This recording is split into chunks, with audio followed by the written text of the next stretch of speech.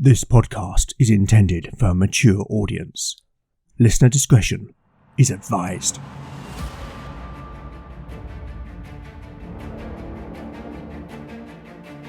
Welcome back to Legend of the Bones.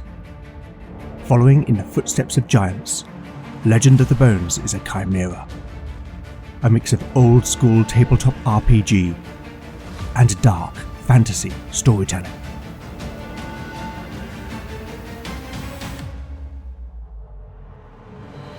As its name might suggest, in Legend of the Bones the dice rule.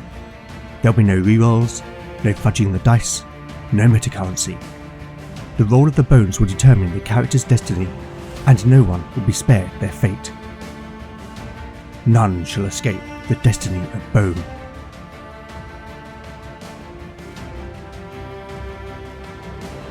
Last time on Legend of the Bones. Led by their guide, Hedrick, the companions made their way into the Dragonspire Mountains, seeking to reach a place called Penmelkine, in the hope of finding the keeper of the Eye of Krevik, the mage Demelza. The journey through the wilderness was surprisingly uneventful, until dawn on the third day, when a brown bear with its cubs wandered near the companions' camp. Protective of its young, the bear charged to attack, but fortunately, Valen, who had been on watch, had just learnt the spell Charm Animal, and was able to use it to calm the beast. Later that day, the companions came across evidence of a rockfall, and here they found the desiccated corpse of Lowen, the man who had been hired by Demelza as a guide a few months earlier. After covering Lowen's body, the companions continued up and along a mountain path, which eventually emerged into a wide lake-filled valley, where, nestled at its furthest point, was an ancient building cut into the rock of the mountain, which Hedrick declared was the place known as Penmelkine.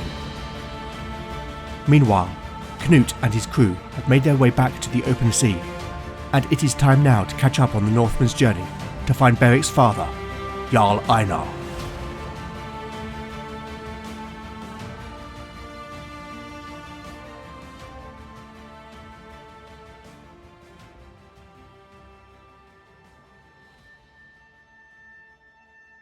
Chapter 58, Part 1, Day 61, Late Afternoon. Party status: Canute, 36 out of 36 hit points. A warm southeasterly breeze swirled the Uberdrakker's great square sail, filling it with the breath of the wind and urging the ship forward with the rhythm of the sea. The ship's bow cleaved through the undulating waves, the water parting in white curls as the ship surged onward. The sun, beginning to descend in the western sky, cast its golden light across the horizon, shimmering and sparkling off the surface of the water, as if the ocean itself were alive with a million reflections. Canute stood atop the prow, his right hand firmly gripping the intricately carved dragon's head, its formidable aspect standing watchful over the ship's journey. The Northman's blonde hair whipped wildly around his face in the wind, strands of it catching the sunlight, creating a halo around his features. His gaze was distant, locked on the horizon, yet his thoughts drifted far from the sea's beauty. His heart weighed heavy for the friends he had left behind, especially his cousin, Beric, whom, in such a brief time, had come to see as a brother. The bond they had forged in blood and battle had been quick but deep, and now, with the distance growing between them, the sorrow was palpable. Canute knew, deep down, that there was no other path for him to follow. He had to find Einar. The prospect of an impending war loomed ever closer, and without allies, their forces would be far too few to withstand the coming storm. At first, he had been driven by his oath to answer Lord Conway's call, yet not to lead his men into a hopeless fight. But having spent a few weeks with Beric and the others, he had come to realise that far more was at stake.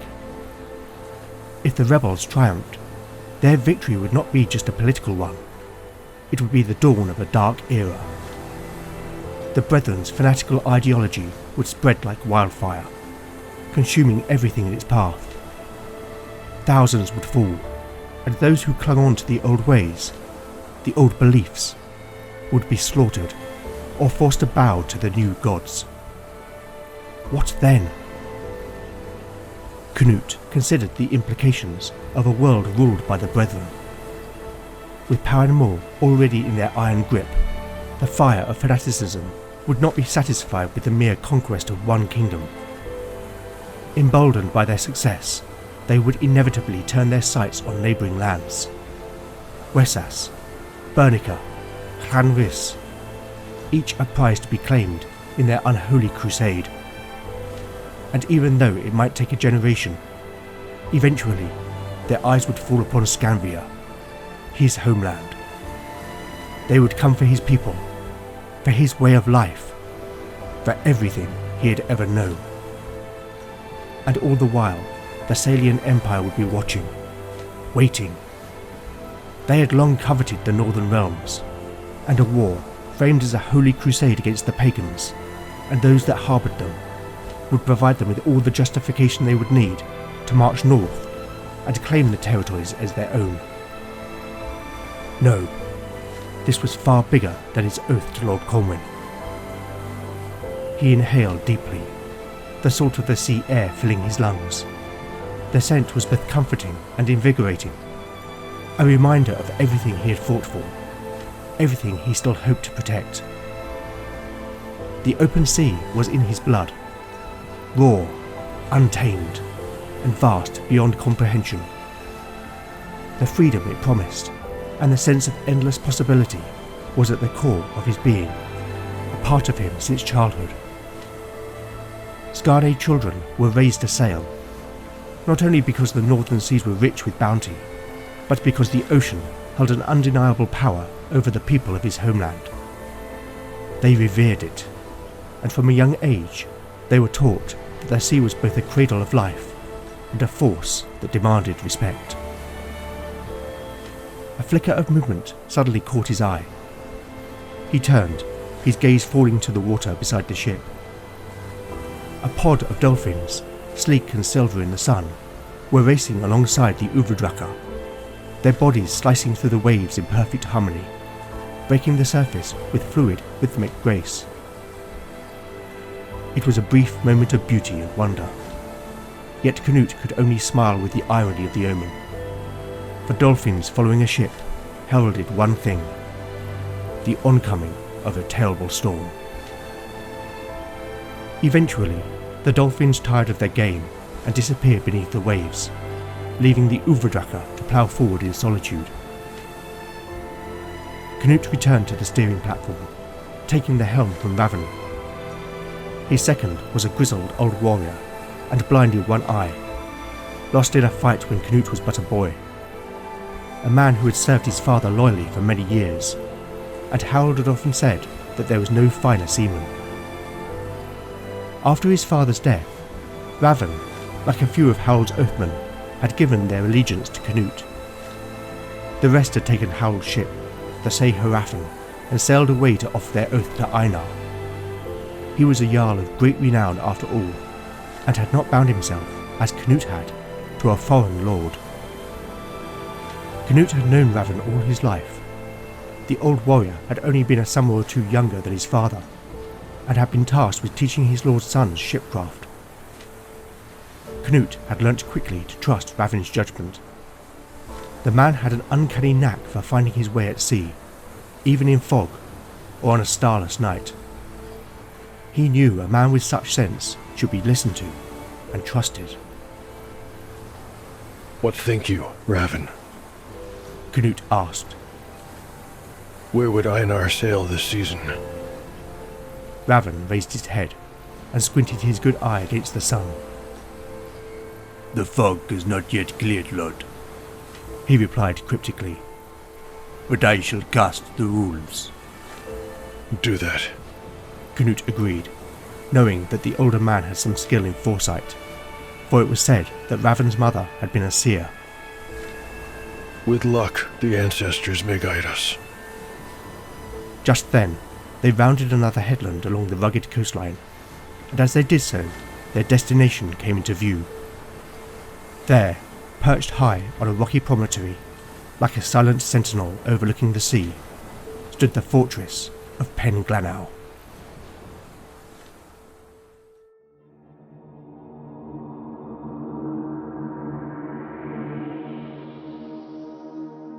Back in episode 55, we established that Canute would carry a message for Lord Turok to the Thane's liege, Lord Petrock, whose stronghold is the fortress of Penglanow. Now, as far back as episode 32, we heard that Colwyn and Petrock are allies, and that both are loyal to the king. And it also stands to reason that news of Lord Polmy's rebellion will have reached the two ealdormen. I think therefore there is a possibility that Colwyn may have come to Penglanow to share counsel. Let's ask the Oracle. Is Colwyn also at the stronghold? Okay then.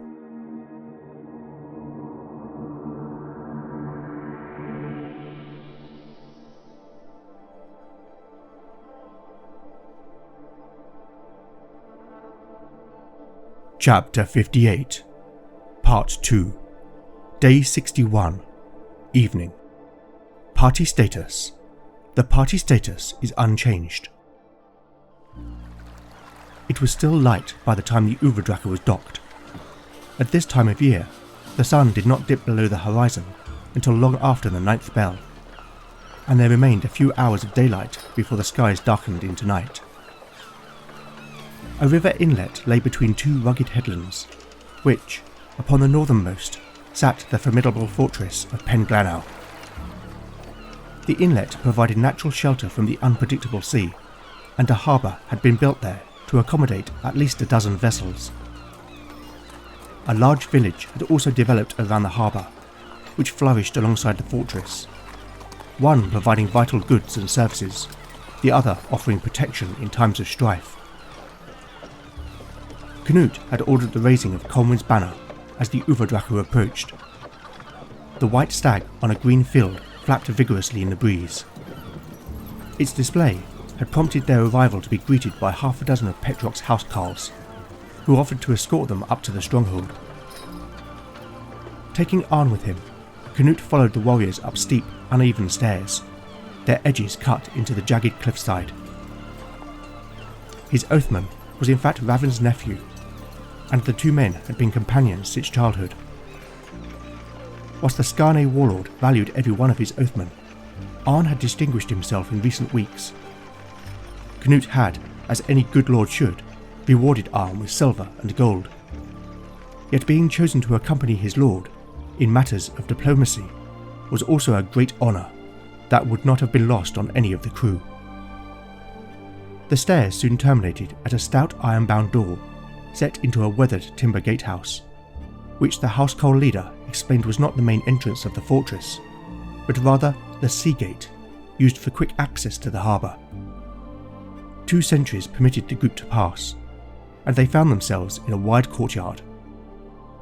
Numerous buildings encircled the space, a barracks, a stable, a forge, and many more besides. There was even a chapel. The space, though, was dominated by an impressive great hall, the only structure built in stone within the palisade. A few folk busied themselves in finishing work for the day, and the general hum of daily life in an ealdorman's stronghold was winding down, as folk returned to the village below, else headed for Petrock's hall. As they climbed the steps into the hall, the welcoming aroma of cooked meat, rich and savoury, wafted through the entrance, and Canute realised just how hungry he was. The chamber beyond was a large open space, yet it was filled with the boisterous clamour of a great number of people. 2 long tables ran down the length of the hall, their surfaces laden with hearty fare, and between which was an open hearth where 2 boars were roasting on great spits. At least 10 score men sat, eating, drinking and laughing, their cheer echoing off the stone walls.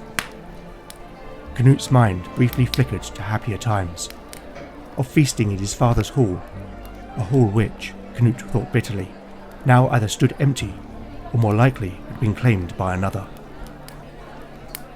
A group of warriors nearest to him suddenly called out his name, and Canute was surprised to recognise them as men he knew from Trevenid. He was about to approach them when a familiar voice rang out. Lord Canute! The chatter in the hall quickly died away, and Canute's attention was drawn to the end of the chamber, where a wide table ran perpendicular to the other two. Several figures were seated at the high table, not least Lord Petrock, but one among them was standing and looking directly at the newcomers, the man that had spoken, the man who held Canute's oath, Lord Cohen.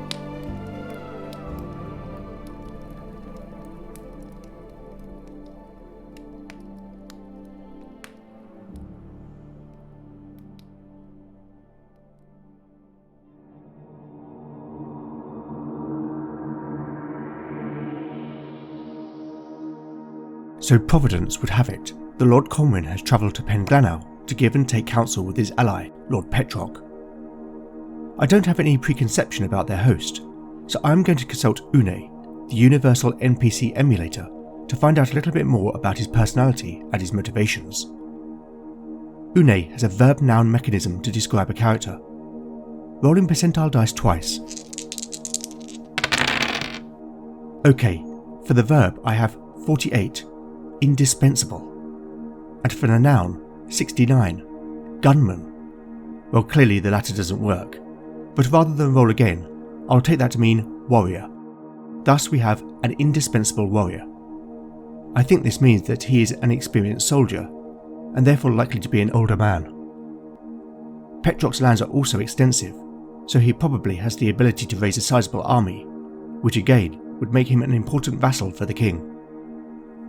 Now what about his motivation? I've already determined that he is loyal to the king, so I will discount anything which may suggest otherwise. Again, I need to roll percentile dice twice for a verb and noun. For the verb I rolled 70, which is develop, and for the noun I rolled 43, which is love. So I have an indispensable warrior who is seeking to develop love. I could work with that. But back to the matter at hand. Now both Eldermen have their ears to the ground, and certainly will have spies in the nearby city of Porth Cullen, ruled over by the mercurial Lord Cullen. As a major port, Canute planned to go there to try and find some news of Skarne movements, and specifically of Einar's whereabouts this season. But I think that there is a chance that this news may have already reached Penglanau. The Oracle will tell us if this is true. A 6. That's a yes and. This is a stroke of luck, and that definitive yes and result tells us that the provenance of this news can be trusted.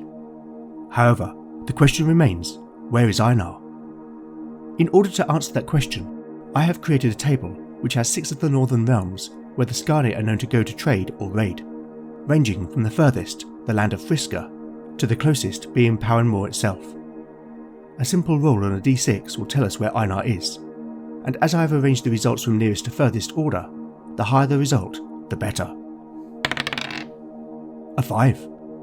Well now, the dice are once again on the character's side.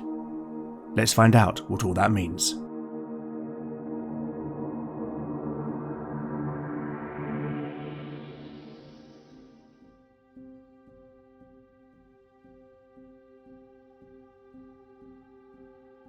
Chapter 58, Part 3, Day 61, Evening.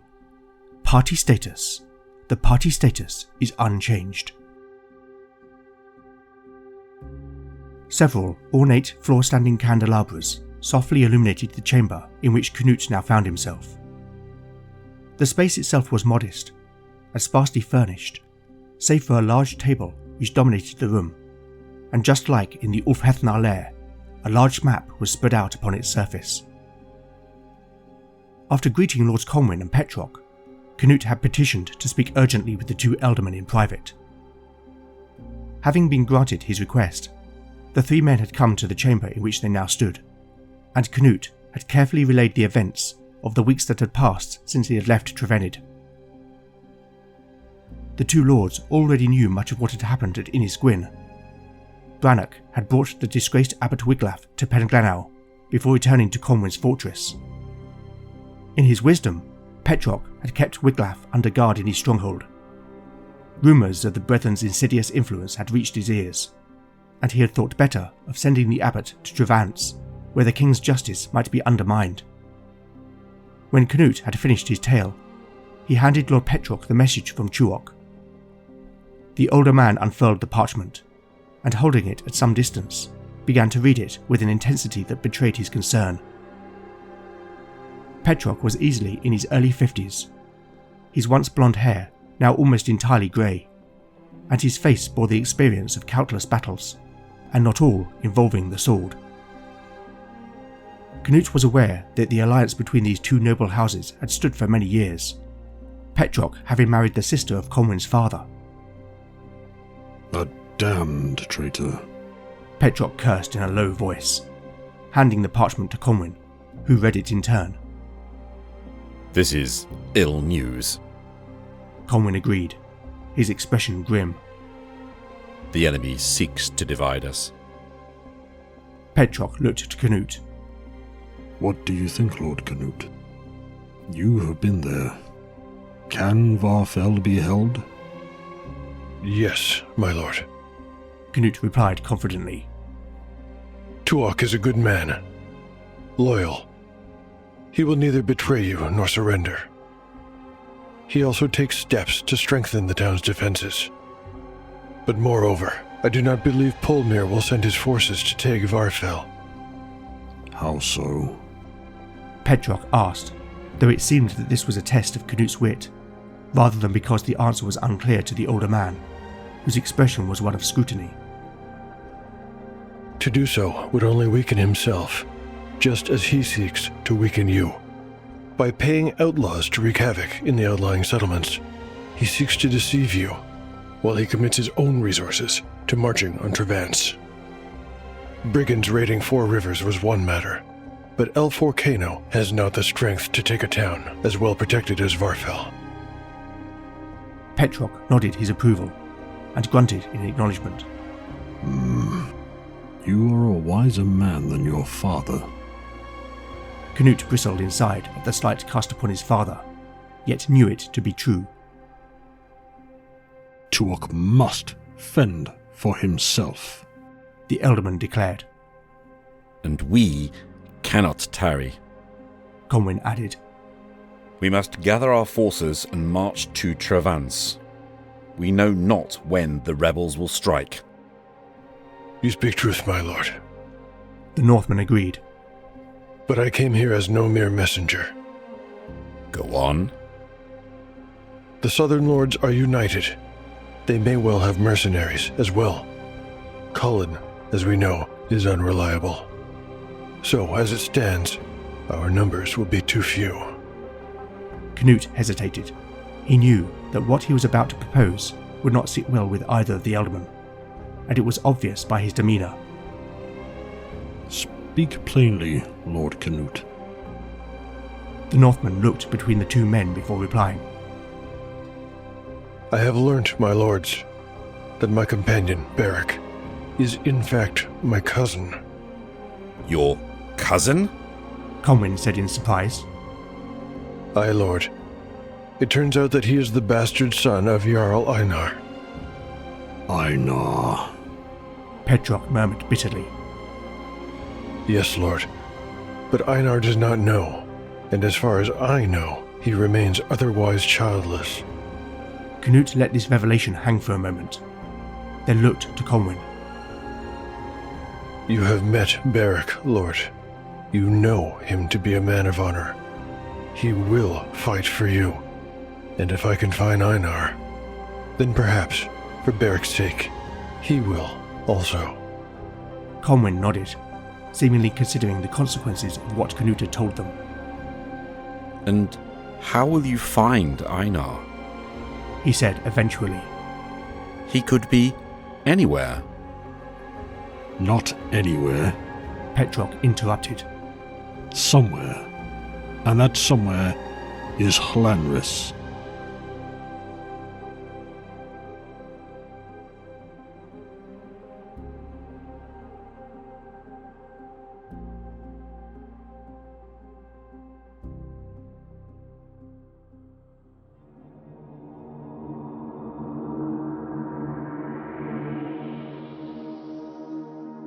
So in a strange twist of fate, Canute must travel to Valen and Talian's homeland in search of Einar. News of this reaching Lord Petrock does make sense. With a shared cultural history, traders would undoubtedly travel between Llanrhys and Powern Moor, and with trade certainly comes rumour and hearsay, and with Skarne's reputation as it is, their presence in a particular realm would be important news. Now the nearest point of Llanrhys is some 200 miles across the ocean to the northwest. This raises several questions, meaning that once again it's time to consult the Oracle. Firstly, does Petrock's information include more specifics about where in Llanrhys Einar is reported to be? A 2. That's a straight no. Well, that's not a good start. Next, does the Elderman have news on whether the Skarne are raiding or trading?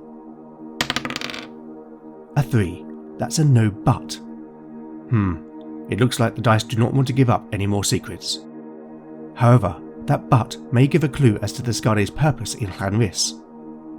I have an idea about what that might be, so I am going to ask a question of Mike, and the result will get revealed in the narrative. However, we did hear earlier that Raven has some skill at reading runes, and I wonder if this can offer Canute any further insight about what Einar is doing and where.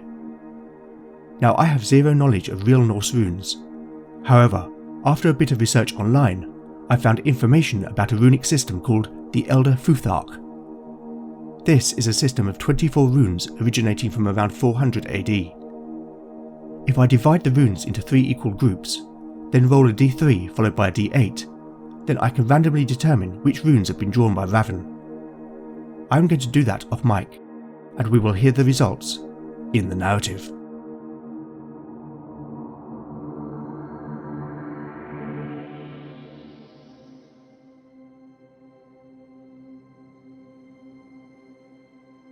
Chapter 58, Part 4, Day 61, Night. Party status. The party status is unchanged. Canute looked out from the palisade of Pen Glanau over a sea as black as the sky. The waning gibbous moon reflected brightly off the rippling water in a shimmering streak of light, while countless stars glimmered like diamonds across the dark veil above. The air was pleasantly cool, and the rhythmic sound of waves on rocks sang from below like a lullaby, soothing the world to sleep. The Northman wondered if somewhere, at that moment, Beric was also looking up at Manya's pale face, as she slowly drifted across the night sky. "Watch over him, Father," he murmured, for the Skarne prayed as much to their ancestors as they did their gods. His thoughts turned to Einar, and the news that his uncle was in Llanrhys. What by all the ancestors was he doing there? Strictly speaking, Einar was Canute's first cousin once removed, but given he had been like a brother to Canute's father, he had ever considered him to be his uncle. The Skarne had always encountered fierce resistance from the Whaler. They were a wild folk who fearlessly defended their homes. He recalled the first time he had seen the Brittany, the Painted Ones, frenzied warriors who fought naked, their bodies covered in swirling patterns of woad. The Skarne had been victorious that day, but even so, many of his kinsmen had fallen to the savage onslaught. Would Einar risk going there to raid? Perhaps. Llanrhys was rich in gold and silver, and the Whaler made for strong slaves. But Petrock's source had also said that the Skarne ships bore no dragon's heads. That would imply that they sailed as traders. At least Canute hoped that was the case. But it was not unheard of for the Northmen to make such a ruse, only to attack when a settlement's guard was down. His introspection was interrupted by 2 figures approaching along the palisade's platform. They carried no torches. Manya's light was bright enough to illuminate the way, and from their gait, Canute recognised the pair as Arn and Raven. "What news?" Canute said in greeting. "The crew have been given lodgings in the fortress, my lord," Arn replied. "And Petrock's steward has arranged supplies for the morrow." "Good." Arn shifted awkwardly, alerting Canute that there was something troubling his oathman. What's on your mind, Arn? Lord, we've lost 3 crew since we left Trevenant. Canute suddenly understood Arn's discomfort. One of them had been Yora, his lover. If we're to sail the open ocean... Then we will need a full complement. Canute interrupted, finishing Arn's sentence. The Northman sighed. He knew Arn was right to raise it, but he had little mind in that moment for practical things. Very well. On the morrow, see if you can find some fools in the village willing to come on an adventure.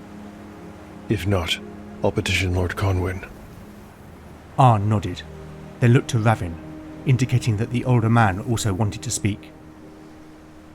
Lord, I have cast the runes and asked the nuns to reveal Einar's fate. He opened his hand to reveal 3 small stones in his palm, each with a rune carved into its surface. Tell me. Canute pressed eagerly. Ravin picked one of the stones and showed it to his lord. This is Einar's past, the rune Urus, the bull.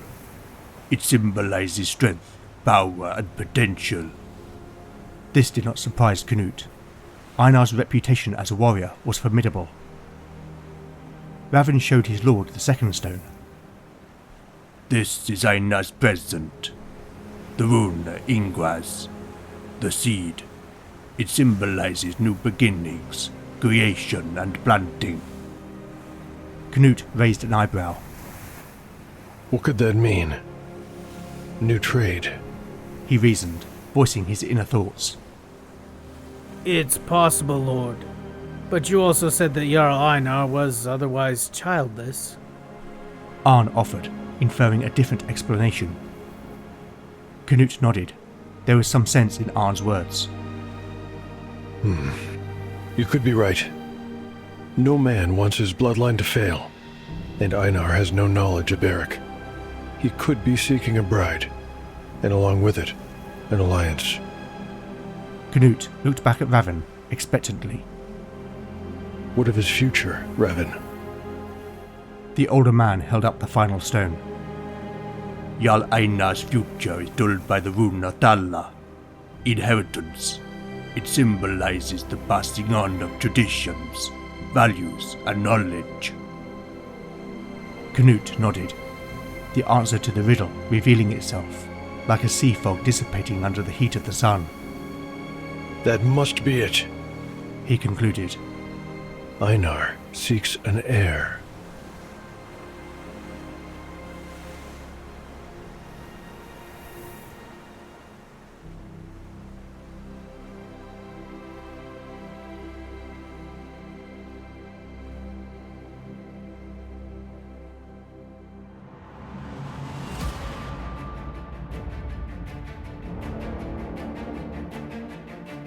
Thank you for listening to Legend of the Bones. I hope you've enjoyed the show. If you like what you've heard, then please consider rating and reviewing the show in your podcatcher of choice. Not only do I love seeing the feedback, but it really does help the show reach new listeners. As always, where would I be without my amazing cast of voice talent? And this episode has a veritable smorgasbord of contributions. Returning to the show, but in a new role, playing Lord Petrock, is Adam Powell. Adam previously appeared as Father Osbert way back in episode 19, and is the host of the excellent Snyder's Return podcast. Also returning to the show, in the role of Arn, is Brian C. Rideout. Brian is a game designer, podcaster, and producer, whose shows Transreal News and Swords Against Madness are 2 of my favourites. After a long absence, returning to the show in the role of Lord Conwyn is Che Webster. Che is the host of Roleplay Rescue, an essential listen for anyone looking to rediscover or reinvigorate their role-playing games hobby. Incidentally, I have been interviewed by Che on a number of occasions about various subjects, not least solo play and my experience of creating Legend of the Bones.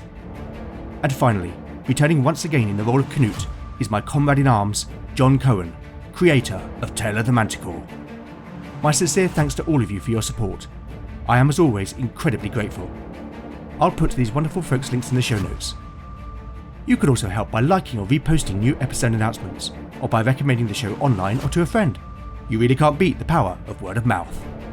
Alternatively, if you'd like to show your appreciation by buying me a metaphorical cup of tea, then I have a Ko-fi page at ko-fi.com/Legend of the Bones. Any donations will go towards the show's running costs.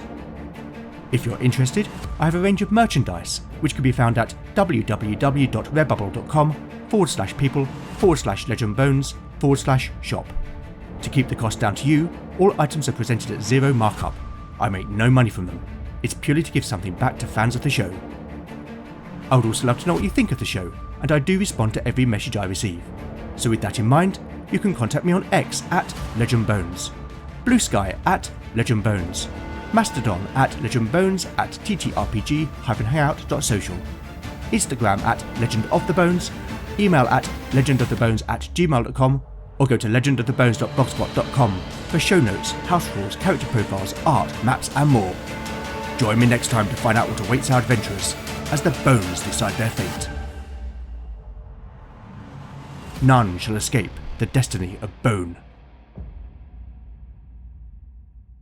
Snide's Return is a tabletop role-playing game interviews and actual play podcast. We interview content creators, Twitch streamers, and fellow podcasters, and we put out our own actual play using a variety of different systems. So come and join us, come and have a listen. You can find us on Twitter at Return Snyder. You can find us on Instagram, Facebook, or check out our website at www.snidesreturn.squarespace.com.